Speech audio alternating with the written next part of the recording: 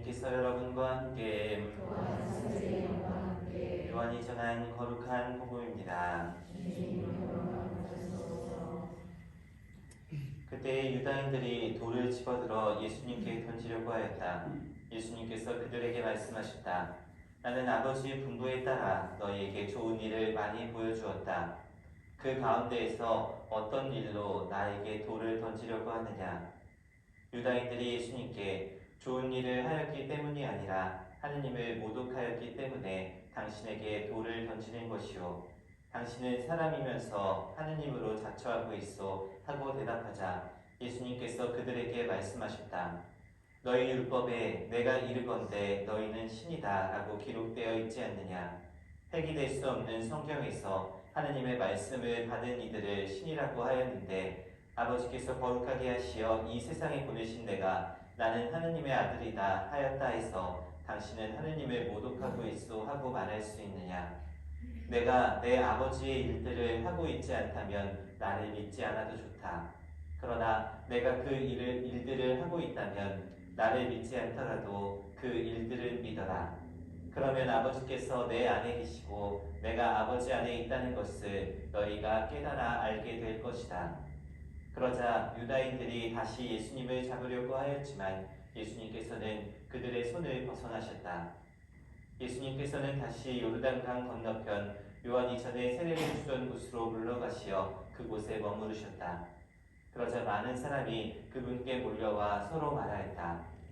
요한은 표징을 하나도 일으키지 않았지만 그가 저분에 관하여 한 말은 모두 사실이었다. 그곳에서 많은 사람이 예수님을 믿었다. 주님의 말씀입니다.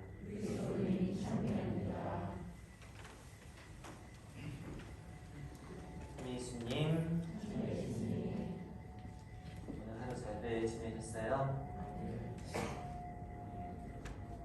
사구역 공동체를 위한 미사로 봉헌하고 또 우리 십자가의 길 기도 바치는 모습을 이렇게 보면서 우리 공동체에 많은 분들이 기도에 열중하고 있다는 것이 또 감사하기도 한 저녁인 것 같습니다. 우리 신자 여러분들 사순식이 보내면서 더 기도를 많이 하시고 또 십자가의 길 기도 미사 때 이렇게 침묵하면서 쭉 걸어다니는 이렇게 모습을 보면 참 보기가 좋아요. 우리 성당은 기도하는 곳이고 또 무엇보다 이곳에서 행하여져야 하는 일들은 기도하고 또 우리가 하느님을 닮기 위해 노력하는 일입니다. 그러니 여러분들 참 잘하고 계세요 라고 얘기하면 되게 좋죠. 듣기가, 그죠? 예언자라는 사람은 이 사제가 맡고 있는 예언자의 역할 중에 하나도 이 신자들이 잘하고 있다라는 것을 칭찬해주는 역할이라고 생각을 해요. 그런데 여러분 그렇게 기도하면서 뒤로는 호박씨 까듯이 남들 욕이나 하고 모여서 기도하지 않고 사람들 일들이 어쨌니, 교회의 일들이 어쨌니 이런 말들 하면 천국이 아니라 지옥 갈 거예요 라고 얘기하면 되게 듣기가 어때요? 듣기 어떠세요? 이거 내 얘기하는 거 아닌가? 라는 그렇게 마음도 들고 아니 왜 제대에 의해서 좋은 얘기 해주지 왜 저런 얘기 하나 싶은 생각도 들고 그러시죠. 되게 우리가 우리한테 기분 나쁜 소리 하는 것들을 잘 받아들이지 못해요. 저도 그렇습니다. 저도 저한테 누가 기분 나쁜 소리 하면 저거 봐라 어떻게 해야 복수를 하지? 이런 생각들이 들어요. 근데 누가 제일 저한테 기분 나쁜 소리들을 많이 하냐면 이거 영상 녹화하면 안 되는데 저희 어머니가 그래요. 저희 어머니가 주일날 미사 하는 거 아니면 우리 코로나 기간 동안 작년에는 계속 이렇게 영상 찍어서 이렇게 유튜브에 올려놨던 거 이렇게 보면 손버릇 이렇게 손 이렇게 하는 거나 아니면 제가 말할 때 말이 꼬이면 이렇게 얘기하는 것들이 있어요. 이런 습관들이나 이런 것들에 대해서 이런 건 안 했으면 좋겠고 이런 단어는 이렇게 얘기했으면 좋겠고 자꾸 이렇게 얘기하세요. 그러면 제가 자매님 우리 거 보지 말고 그쪽 성당 거 보세요 하는 얘기를 해요. 근데 저도 이렇게 뭔가 이렇게 저의 어떤 이 모습이나 어떤 일들에 대해서 뭐라고 그럴 때면 이렇게 잘 받아들이지 못하는 것 같아요. 그래서 우리한테 그런 소리를 하는 사람한테 우리는 어떻게 다시 얘기를 하죠? 고맙다. 내가 앞으로 고치도록 노력하겠다가 아니라 너나 잘 살아라. 너나 똑바로 해라. 라고 이야기들을 하죠. 근데 우리만 그런 게 아니라 예언자들을 대하는 이스라엘 사람들도 그러했습니다. 오늘 이 독서와 복음의 공통적인 이야기는 예언자들을 박해로부터 보호하고 지켜주신다라는 이야기인데 오늘 왜 그런 이야기를 하는지 좀 독서 말씀부터 좀 찾아볼게요. 독서의 첫 번째 구절 읽어볼게요.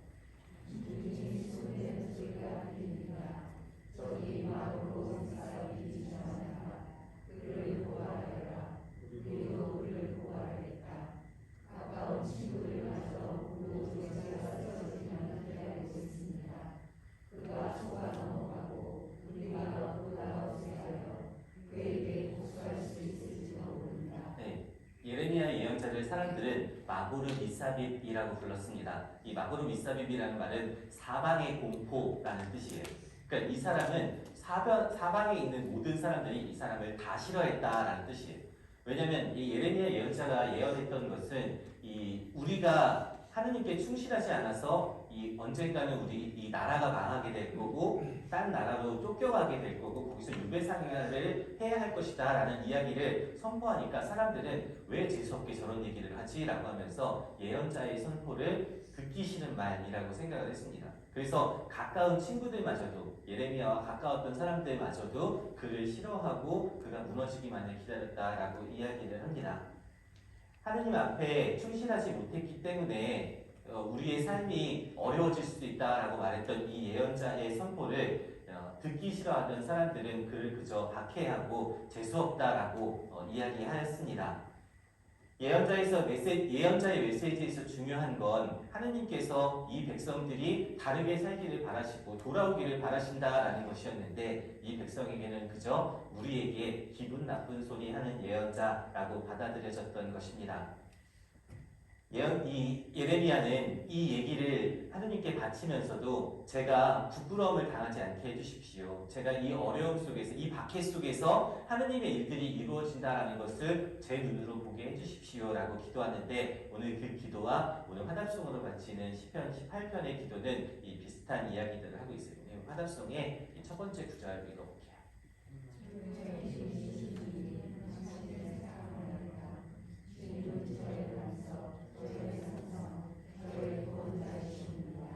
반석, 산성, 구원자라는 이야기의 똑같은 요소를 생각해보면 반석은 밑에 깔려 있어서 똑바로 서 있을 수 있게 해달라라는 뜻이고 산성은 나를 지켜주는, 보호해주는 역할을 해달라라는 것이고 구원자는 나를 어려움에서 끄집어내주는 이 역할을 하시는 분을 이야기해요.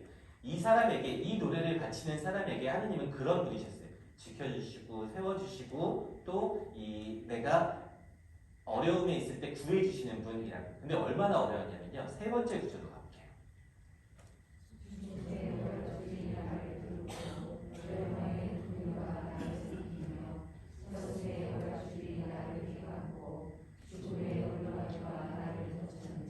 이 얘기만 들으면 되게 무시무시하지 않아요? 그러니까 거의 죽을 것 같은 상황에서 이 사람은 하느님으로부터 구해지니라. 그래서 내가 구원자이신 하느님을 체험했기 때문에 내가 이제 해야 될 일은 다른 것이 아니라 네 번째 구절로 볼게요.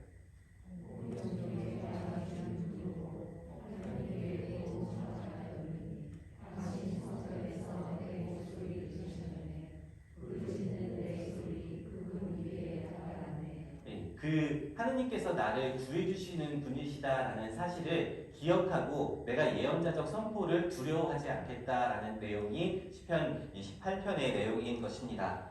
오늘 이 복음은요, 예수님께서 어떤 사람들한테 이야기를 하고 계시냐면 자기에게 돌을 던지려는 사람들에게, 유다인들에게 이렇게 말씀하셨다라는 내용들이에요. 근데 복음에서 중요한 건 39절의 말씀이에요. 가볼게요. 39절. 읽어볼게요.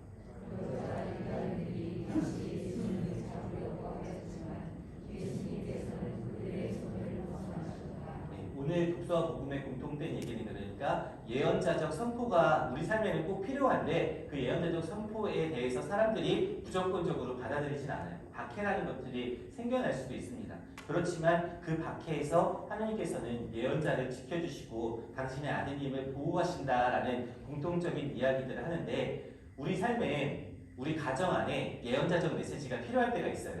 언제 있냐면 그 맹담하는 가족들 대할 때나 아니면은 이 자녀들이 신앙생활에 소홀히 할 때 이런 때에 이야기해줘야 돼요. 그런데 얘기해봐야 안 바뀔 것 같아요. 그리고 이거 얘기했다가 몇 번을 싸웠기 때문에 더 이상 얘기하고 싶지가 않아요.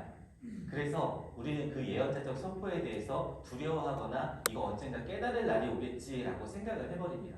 그렇게 예언자적 선포를 피해버려요. 공동체에도 마찬가지인 것 같아요. 공동체에 잘못되는 부분들이 있으면 누군가는 이야기해주고 누군가는 이 일들이 하느님께서 원하시는 일이겠냐, 뭐가 더 하느님 보시기에 합당한 일이겠냐라는 것들을 이야기해 주어야 하는데 내가 이래봐야 뭐하나, 이래서 괜히 저 사람하고 적져서 뭐가 남겠나라고 이야기를 하면서 시도해봤다가 아니면 포기해버린 상태일 때도 있는 것 같습니다. 또 요즘은 이 괜한 일에 남들 일에 엮이는 것보다 그냥 내 생활이나 잘하자라고 하면서 그냥 이렇게 그런 일들에 엮이기 싫어하는 마음들 가지게 되는 것 같아요.